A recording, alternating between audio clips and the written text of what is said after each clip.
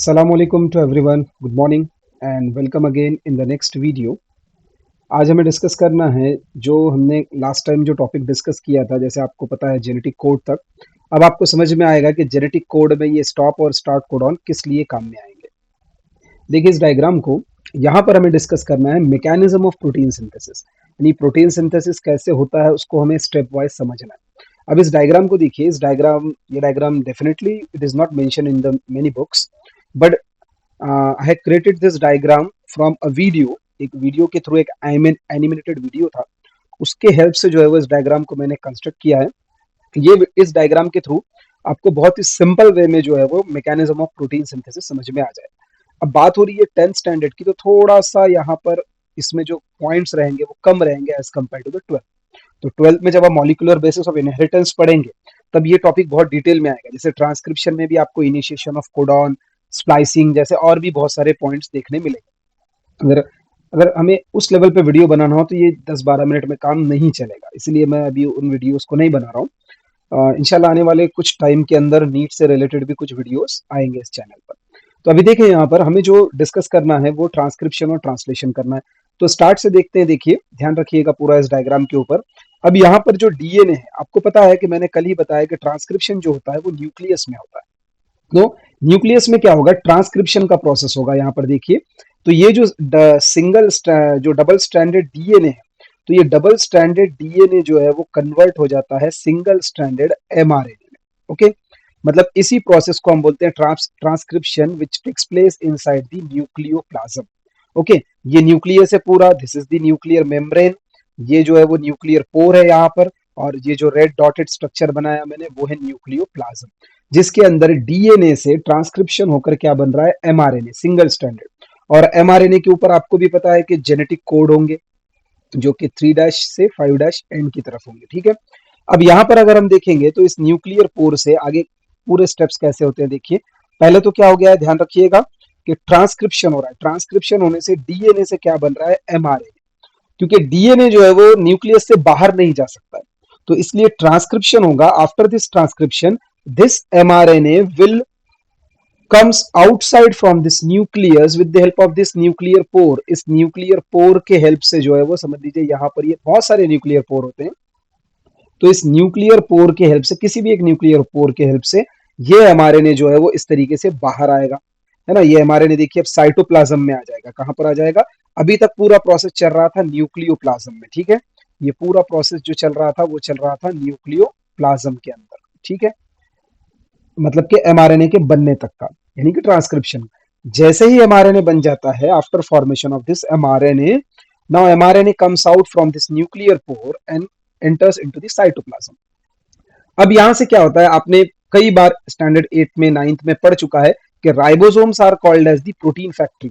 और ये राइबोसोम्स किसके ऊपर प्रेजेंट होते हैं, आर यानी रफ एंडोप्लाज्मिक रेटिकुलम। तो रफ एंडोप्लाज्मिक रेटिकुलम पर जो राइबोसोम्स प्रेजेंट होता है, तो एमआरएनए वहां आकर इस तरीके से, जैसे आपको पता है ये 60s सब यूनिट है और ये 40s सब यूनिट है, तो इन दोनों सब यूनिट के बीच में एमआरएनए कुछ इस तरीके से प्लेस्ड हो जाएगा। अब यहां से ट्रांसलेशन और ट्रांसलोकेशन का प्रोसेस स्टार्ट हो जाएगा।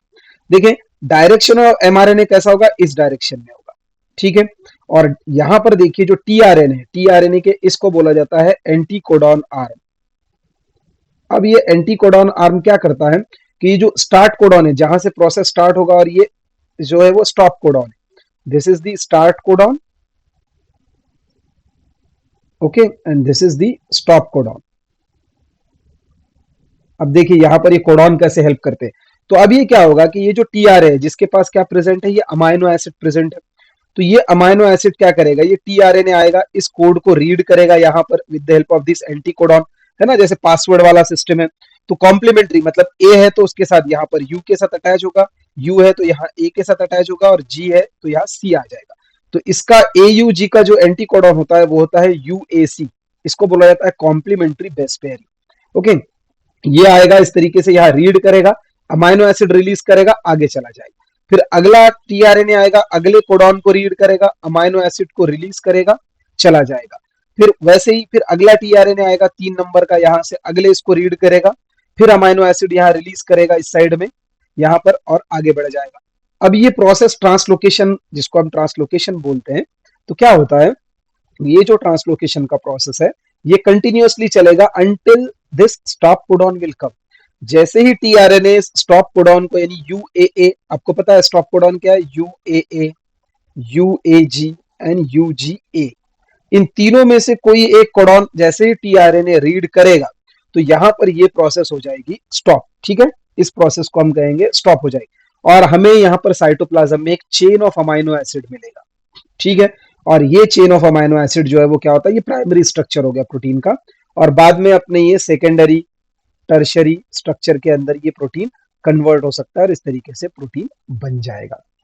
तो क्या क्या थे इसमें, इस तरीके से पूरा प्रोसेस हुआ। आप रिपीट में भी इस वीडियो को जो है वो फिर से एक बार देख सकते हो ताकि प्रोसेस समझ में आए। अब इस सारी चीजों को आप समअप कैसा कर सकते हो, समअप करने के लिए आप यहां देख सकते हो, देखो क्या क्या इवेंट्स हुए, हम बुलेट पॉइंट्स में मैंने इसको यहाँ पे लिखा है। इनसाइड द न्यूक्लियस, मतलब यहाँ पर जहां पर ट्रांसक्रिप्शन हो रहा है वहां क्या हुआ है, ट्रांसक्रिप्शन हुआ है, उससे डीएनए से क्या बन गया है, एमआरएनए बन गया है। एमआरएनए जो है वो क्या आ गया, will goes outside bye nucleus, bye nuclear pore, mRNA जो है वो न्यूक्लियर पोर से बाहर निकल गया है। जैसे ही एमआरएनए निकल गया है तो ये सब कुछ कहाँ हुआ है, न्यूक्लियोप्लाज्म में। ठीक है, ये सारे इवेंट्स हो गए न्यूक्लियोप्लाज्म में, और अब ये इवेंट होंगे साइटोप्लाज्म। तो साइटोप्लाज्म में क्या हो रहा है, ट्रांसलेशन हो रहा है, ट्रांसलोकेशन हो रहा है। ठीक है, टीआरएनए क्या कर रहा है, विल अमाइनो एसिड को लेकर आ रहा है, देन रीड कर रहा है ना, अमाइनो एसिड को रीड कर रहा है, रिलीज कर रहा है यहाँ पर anti, with the help of anti codon, वो कोडॉन को रीड कर रहा है, अमाइनो एसिड को रिलीज कर रहा है, आगे चला जा रहा है, then chain of amino acid will form and protein will form.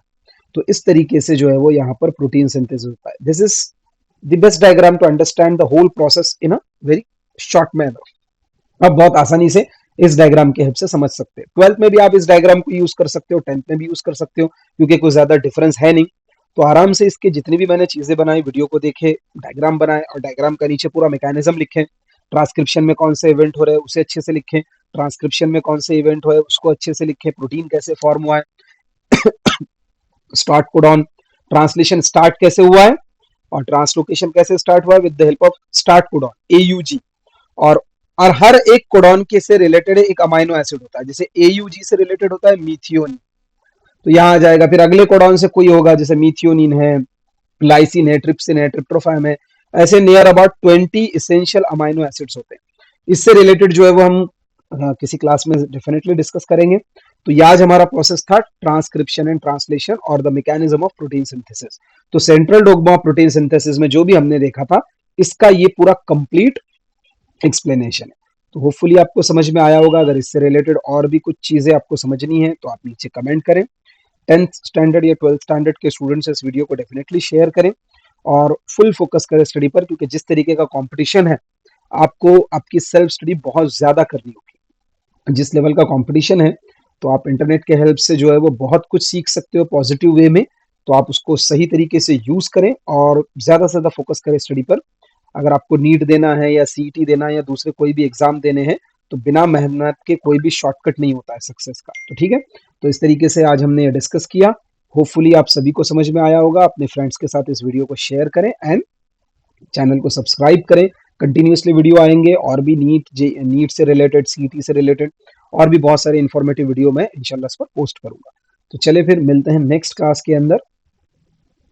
खुदा हाफिज।